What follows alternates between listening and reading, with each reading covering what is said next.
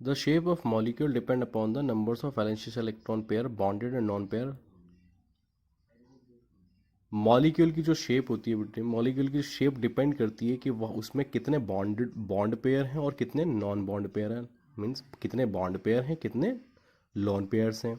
Second point है pairs of electron in the valency shell repel one another. जितने भी जो बॉन्ड पेयर होते हैं और लॉन पेयर होते हैं, bond pair and lone pair valency shell में एक दूसरे को रिपेल करते हैं।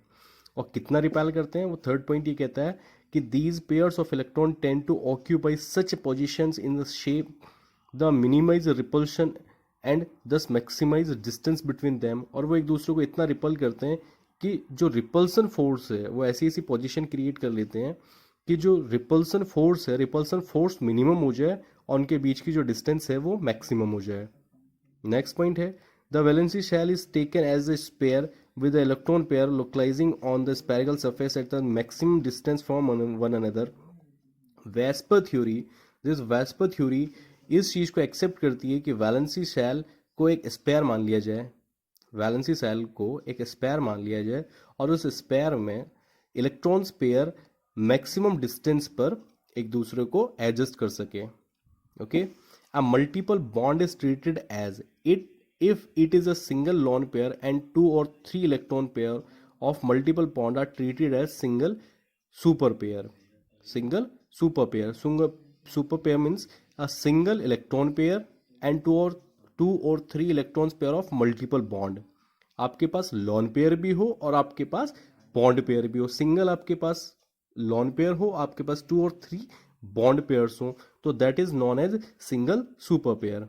Single super pair where two or more resonance structure can represented at molecule, the Vesper model is applicable to any such structure। Means VSEPR theory resonance structure के लिए भी applicable होती है। अब रिपल्सन कितना होता है, देखिए रिपल्सन कितना होता है, रिपल्सन वैल्यू होती है लोन पेयर के बीच लगने वाला repulsion. Repulsion force between lone pair is a maximum pair. Lone pair के बीच लगने वाला repulsion force is maximum as compared to lone pair और बॉन्ड पेयर के बीच लगने वाला repulsion force, and that is also higher as compared to bond pair. It means lone pair के बीच में मैक्सिमम रिपल्सन फोर्स होता है और बॉन्ड पेयर के बीच में मिनिमम रिपल्सन फोर्स होता है।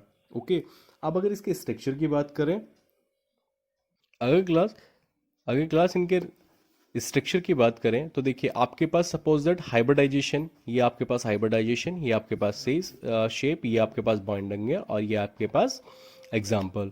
तो हाइब्रिडाइजेशन है sp, हाइब्रिडाइजेशन है sp। Example CO2, bond angle 180 degree, shape होगी लीनियर।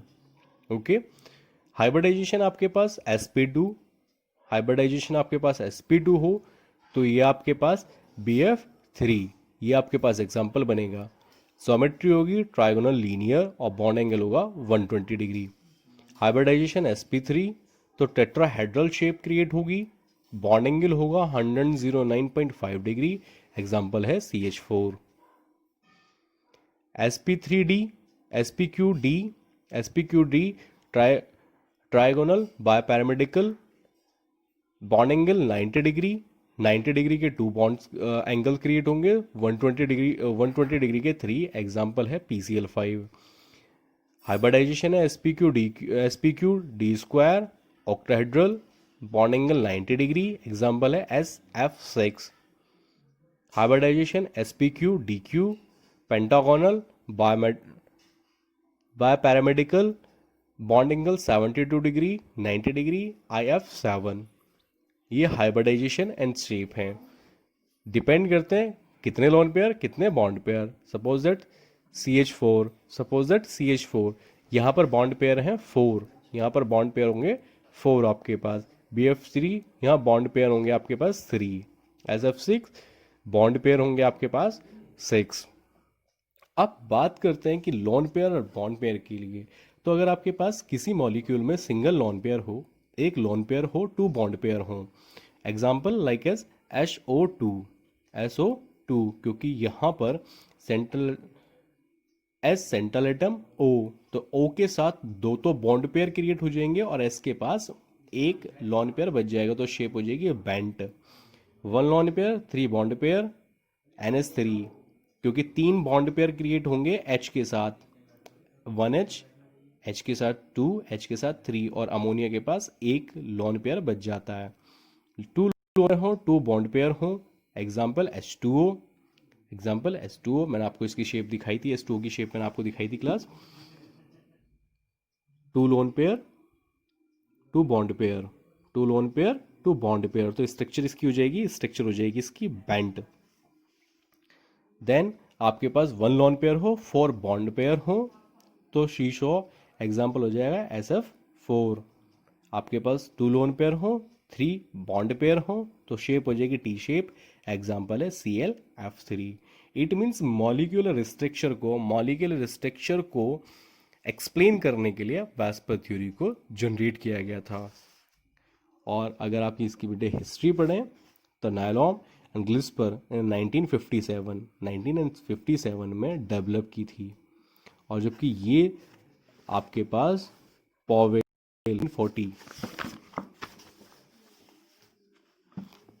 सिडविक एंड पॉवेल इन 1940 में इस सिंपली को प्रपोज किया था, और 1957 में ग्लेब एंड नाइलहॉम ने इस थियरी को डेवलप किया था। मॉलिक्यूल की शेप को आइडेंटिफाई करने के लिए, एक्सप्लेन करने के लिए इस थ्योरी को एग्जाम्पल किया गया था।